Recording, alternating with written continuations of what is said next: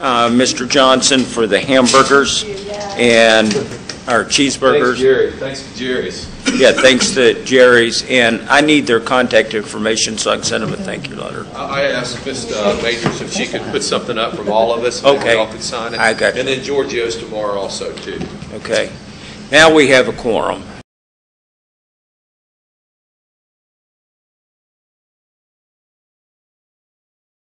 Mr. Mathis. Yes, sir. You're on. Great. Mr. President, council members, appreciate the opportunity to be here.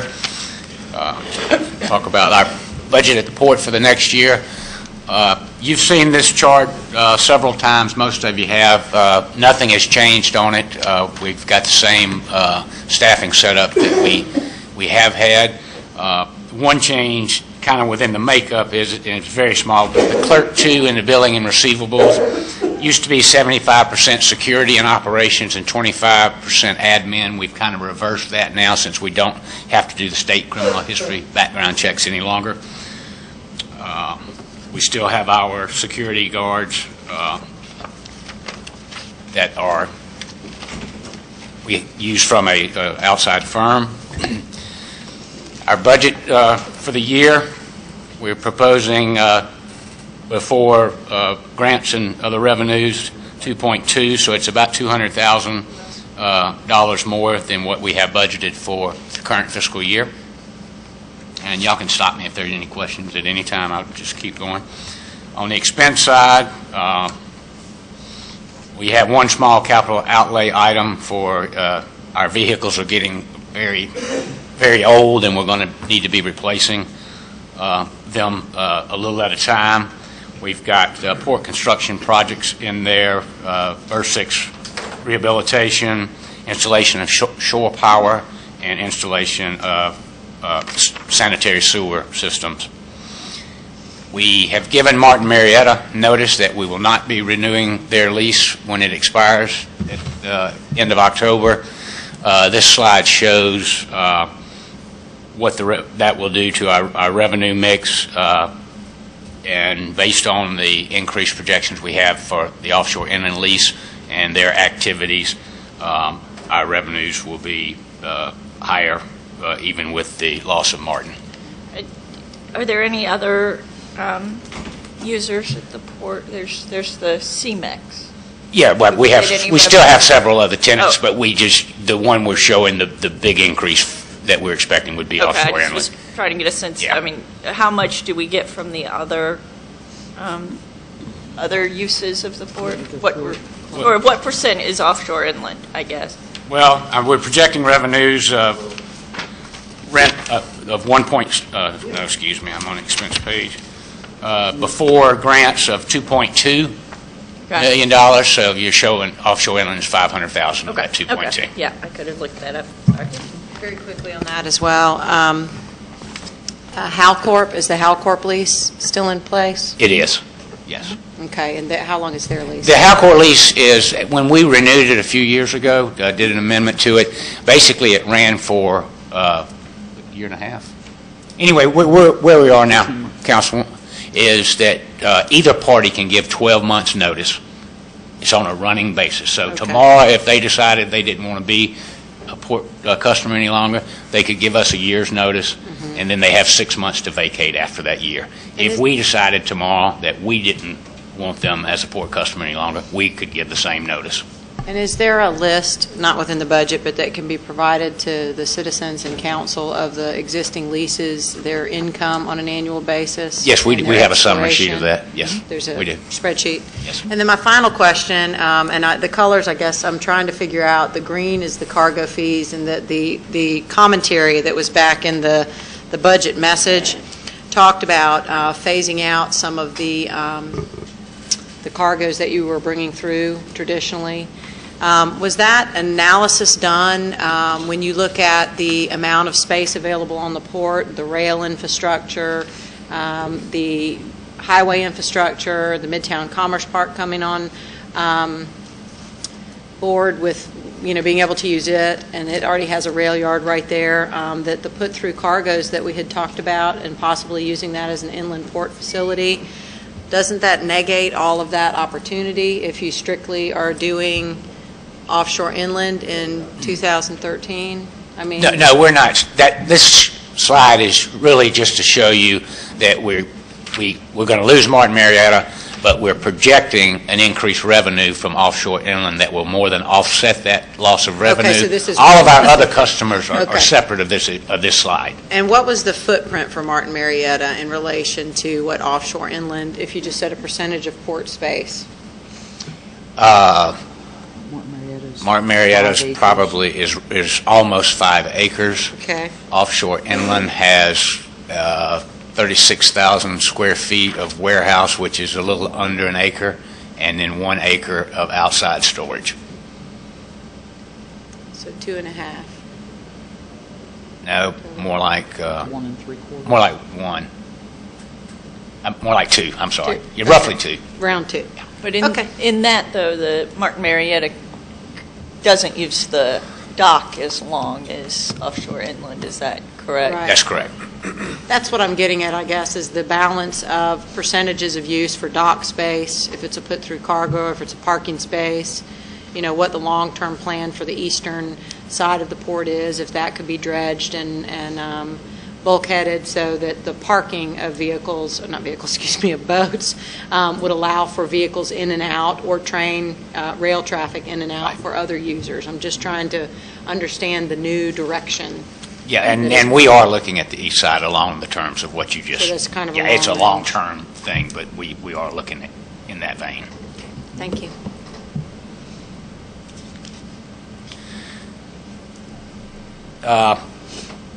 When the mayor rolled out his plan at the first of this calendar year for the port, there was a lot in there, but we liked the Senate's investing in port infrastructure to promote job growth and realize a job-creating, self-sustaining Port of Pensacola.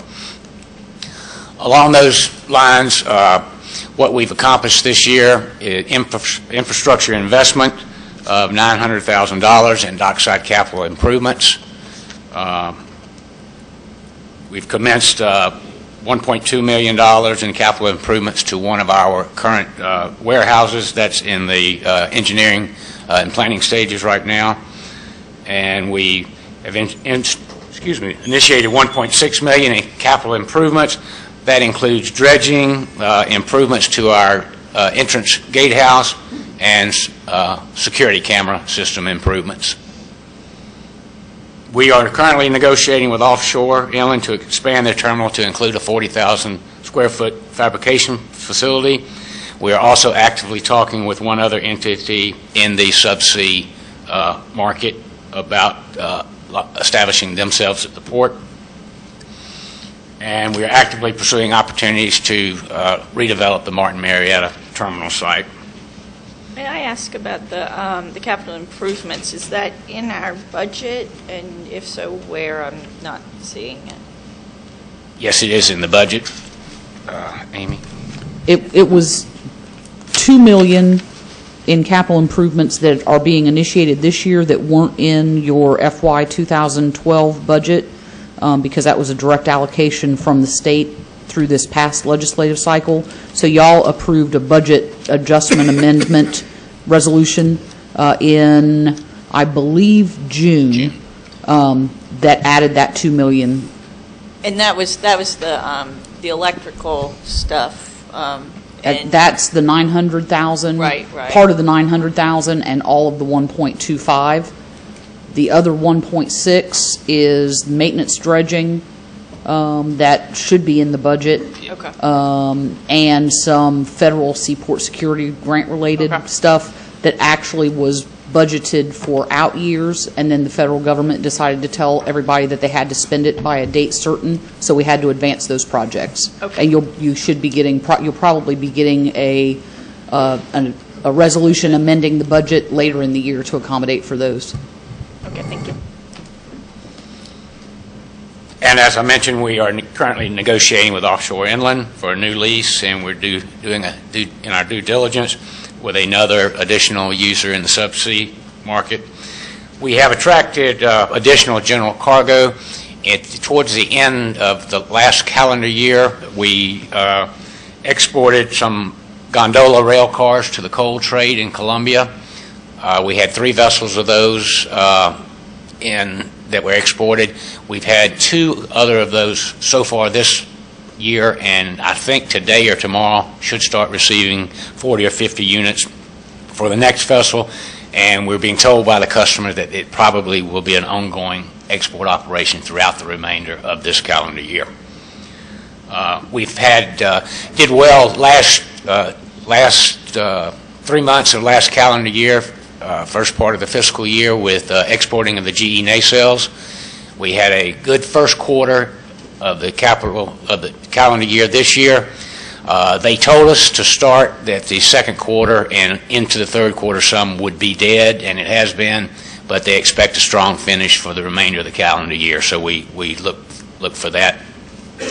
We've also have our warehouse number 8 is almost chock-a-block full now of nacelle parts that GE just doesn't have room out at their plant right now to keep everything, so we're providing some short-term storage, which is providing a decent revenue for us, and also obviously creating jobs with the loading and the unloading of the products in the warehouse.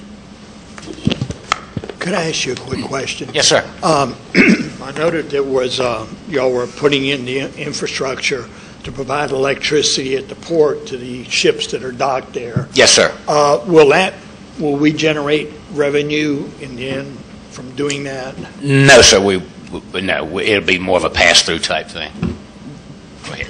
The port won't generate any revenue as a result of that. We will bill our customer the actual cost. We're not a utility, so we can't make money off of selling power or water. We can only recover our costs. Okay, but we won't be losing anything. Oh, absolutely not. Okay, good. Yeah. And the other question I had, at one time there was a great movement on the freezer storage and the import, and that all of a sudden fell off the cliff. Do you see that coming back at any point?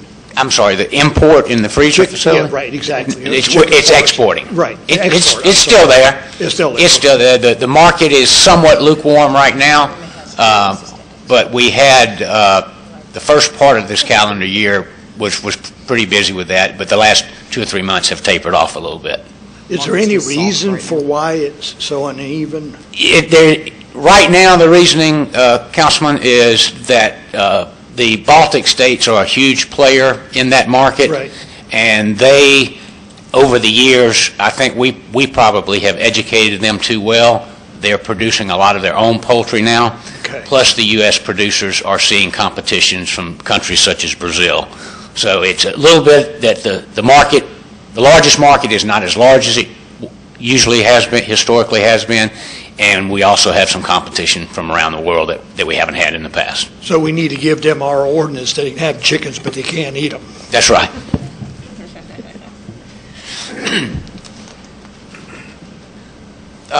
We have the branding program set up for the fiscal year 13, and I think I'm going to let Amy handle this slide page because she is knee-deep into that.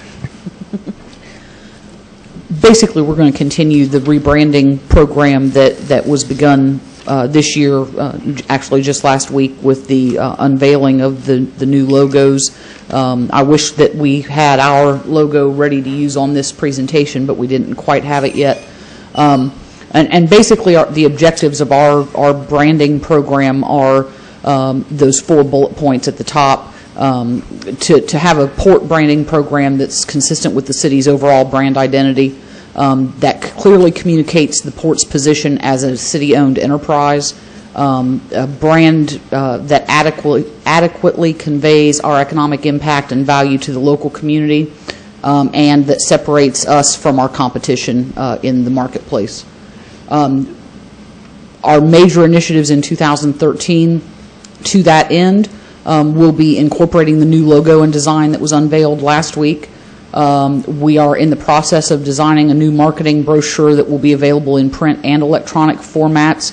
Hope to have production of that completed this fiscal year, and then begin utilization next year in conjunction with our external marketing program. We're in the process of designing some new print ads and those will be launched next year. And then a comprehensive overhaul of our website, which is somewhat antiquated at this point. May I ask, what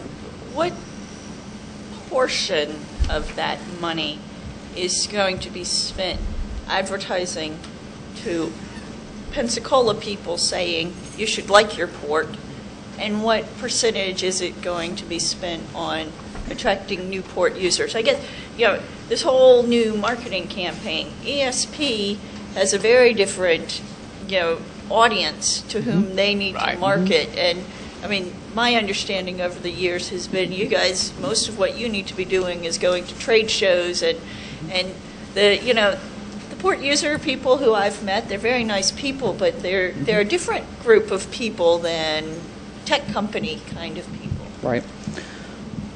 We have just met last week with Zimmerman Agency about our communications plan for 2013, and we have a tentative advertising schedule.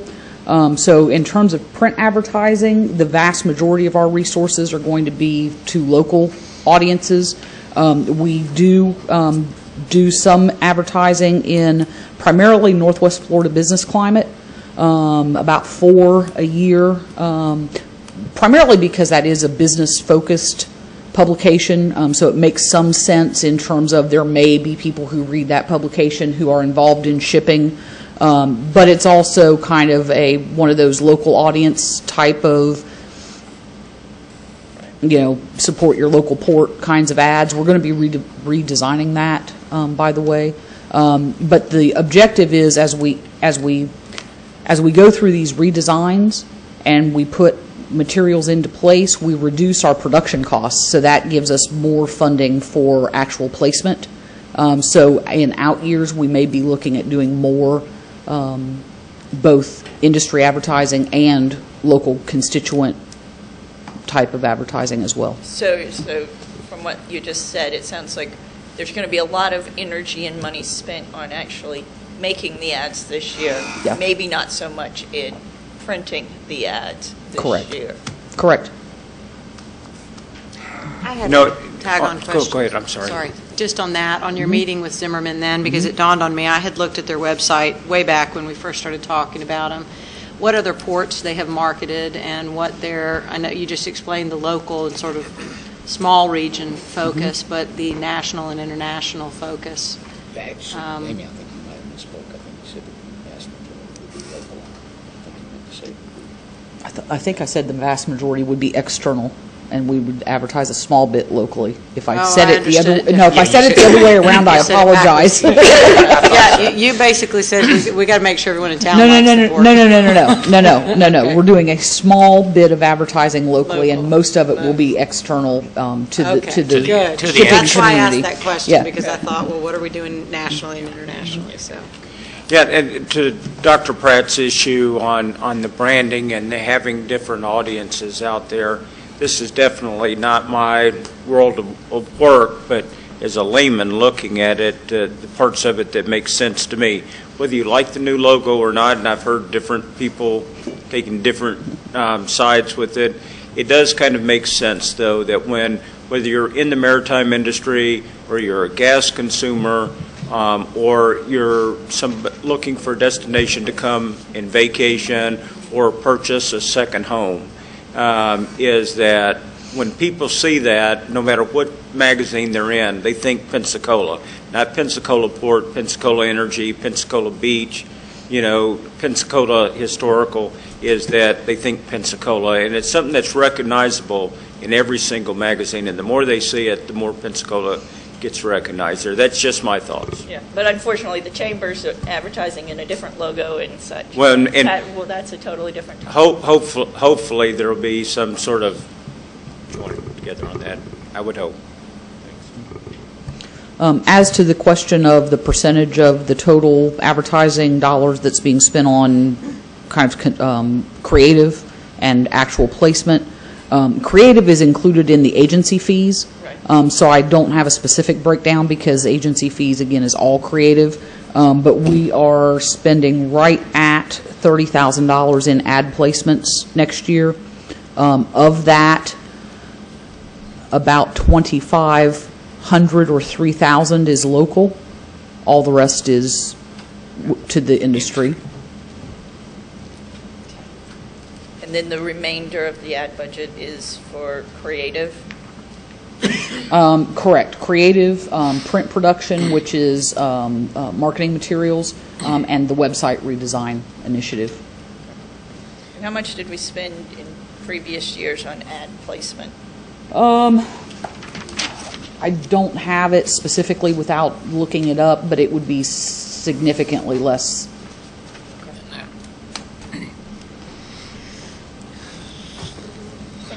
From a sales and marketing standpoint, what we have done and will continue to do next year, attend the workboat conference for the offshore subsea industry, attend the offshore technology conference, and then obviously do our client and prospect outreach programs. In the renewable energy sector, we'll attend the wind power conference and exposition and do the same with our client outreach there. Support with existing business partners. We attend the Breakbulk Conference, the International Poultry Exposition, the Association of Shipbrokers and Agents Annual Conference, and direct client contacts. Our current capital projects, maintenance dredging is in progress right now. That's the area of dredging right alongside our docks that we are required to maintain. The federal government maintains the channel in the bay and through the pass and out to the pilot station, but the individual ports do have to do their dredging alongside their berths. That's in progress. Phase 1 of our shore power program is in progress.